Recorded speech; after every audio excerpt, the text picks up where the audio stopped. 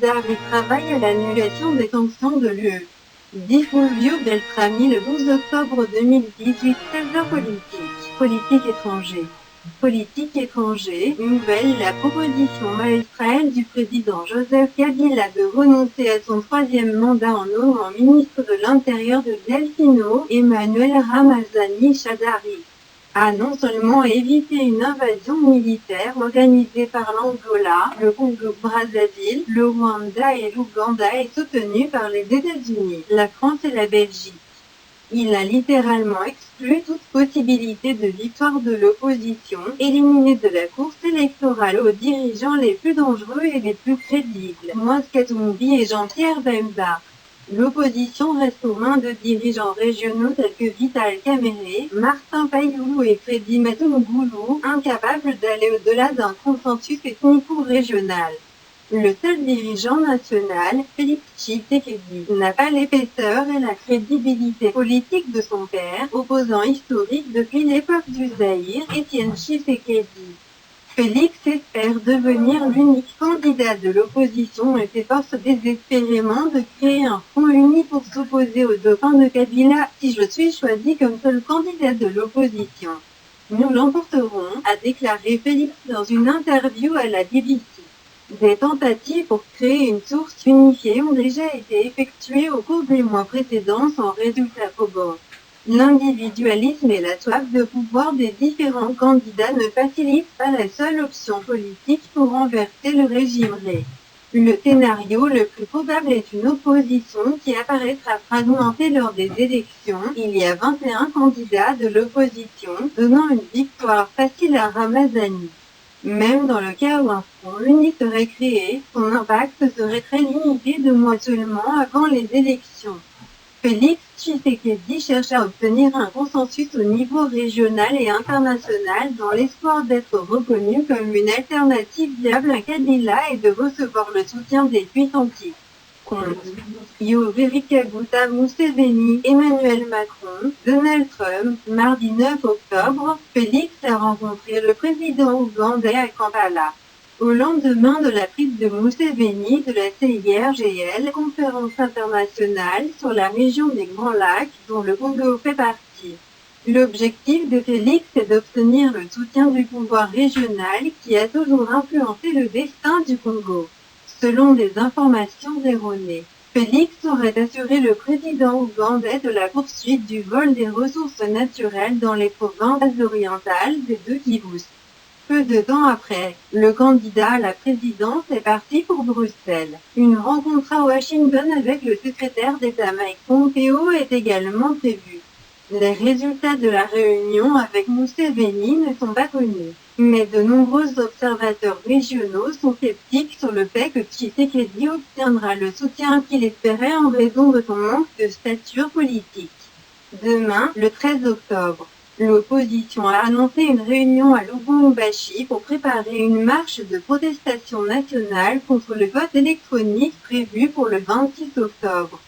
L'opposition s'est toujours opposée à l'introduction du vote électronique qui augmenterait le risque de fraude électorale. L'Organisation des Nations Unies et le gouvernement sud-coréen sont également du même avis et ont exprimé de sérieux doutes sur la transparence électorale si les appareils électroniques vendus au régime par une entreprise sud-coréenne seraient utilisés pour gérer le vote des sièges. Malgré les mesures prises par l'opposition, le régime ne semble pas inquiet. La fragmentation de l'opposition et le silence prudent de l'Église catholique.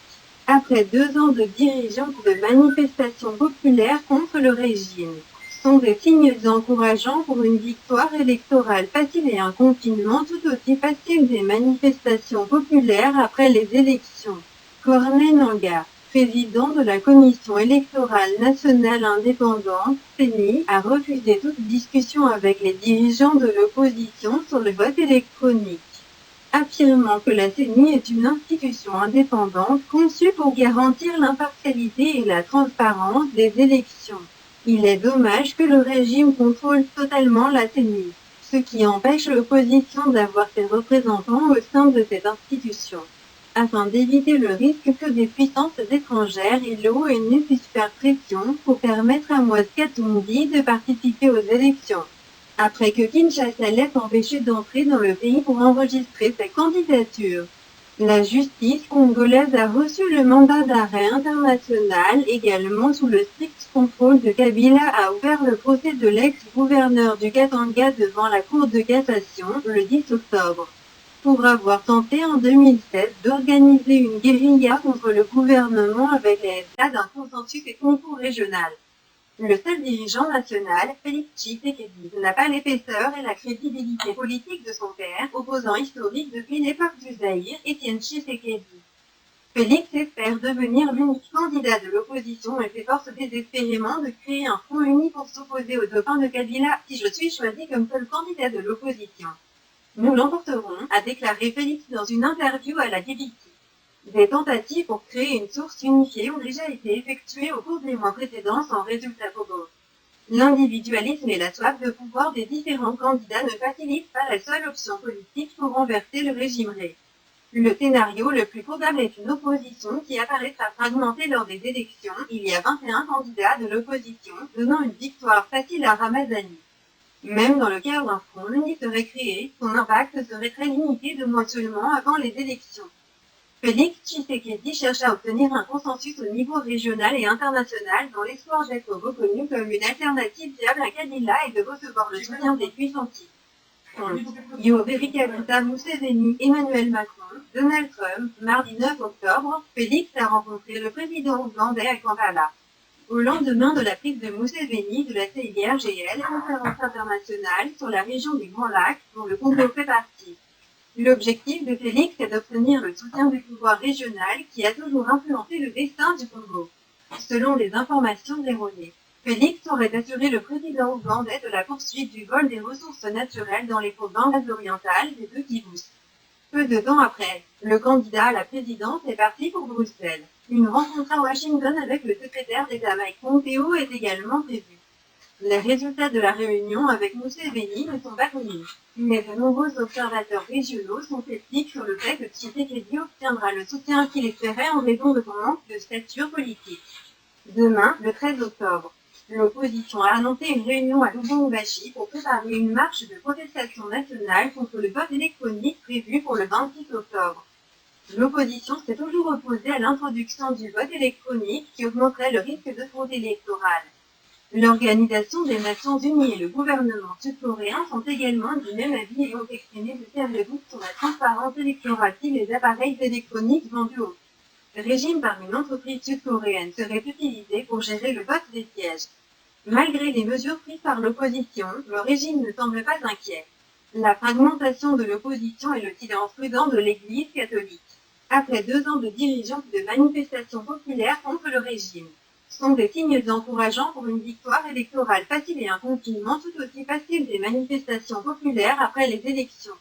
Corneille Nangaa, président de la Commission électorale nationale indépendante, CENI, a refusé toute discussion avec les dirigeants de l'opposition sur le vote électronique, affirmant que la CENI est une institution indépendante conçue pour garantir l'impartialité et la transparence des élections.